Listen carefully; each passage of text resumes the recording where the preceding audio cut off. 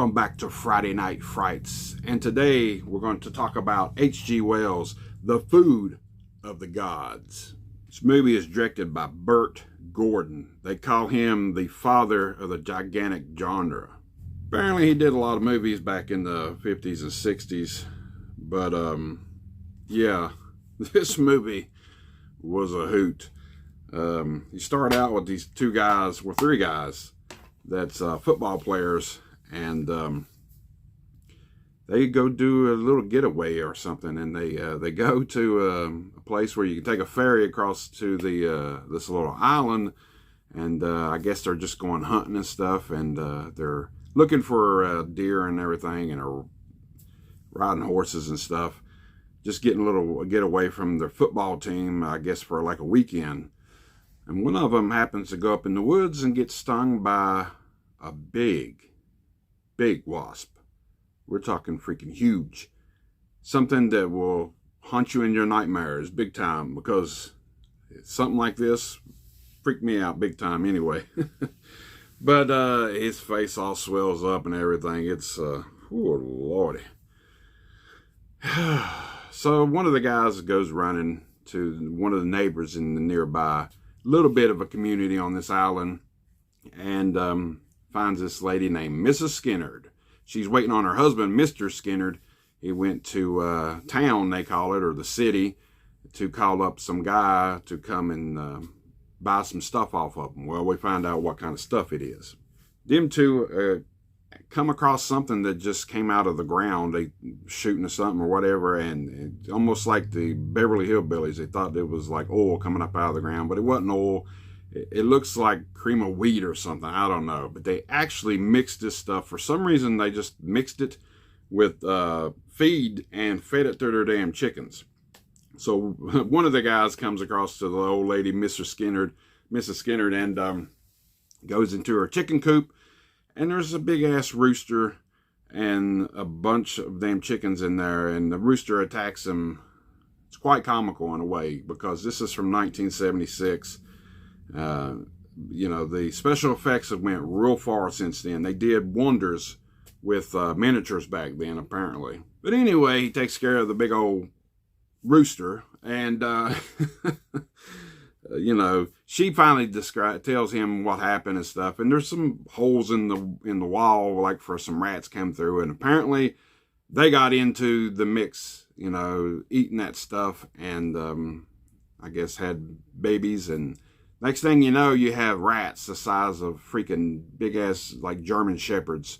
Maybe some even bigger than that. There's more people that come in contact with. There's this guy with an RV, and he has a pregnant woman with him and stuff, and they end up going with them because their RV gets attacked by a bunch of big-ass rats and stuff.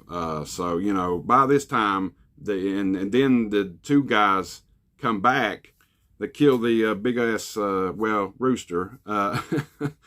They ended up finding the nest for the wasps. Yeah, the wasps.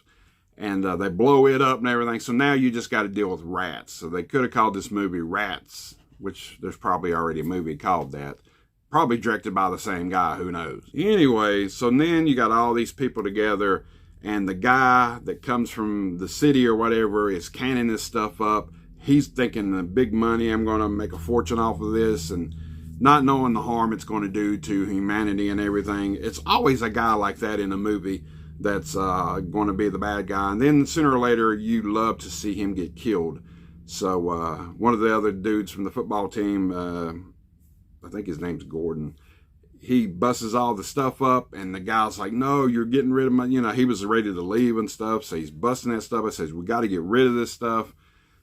It's all at war with the rats and the miniature house and the miniature little Jeep and everything else they drive, because it's kind of comical because of the era. You know, they did a lot of stuff with miniatures, you could tell, and nowadays they just do it with CGI and stuff. Not going to give a whole lot else away about the movie or nothing, but, you know, for a movie, it's not bad. It's just got some not so great special effects. You know, the close-ups and stuff of the rats and stuff, it just shows their head. But if you think about it, it's kind of scary having a big bunch of rats like that chasing you around in the woods and trying to bust through, your doors of your house and stuff. Because, I mean, freaking huge, man. The heads are about this big.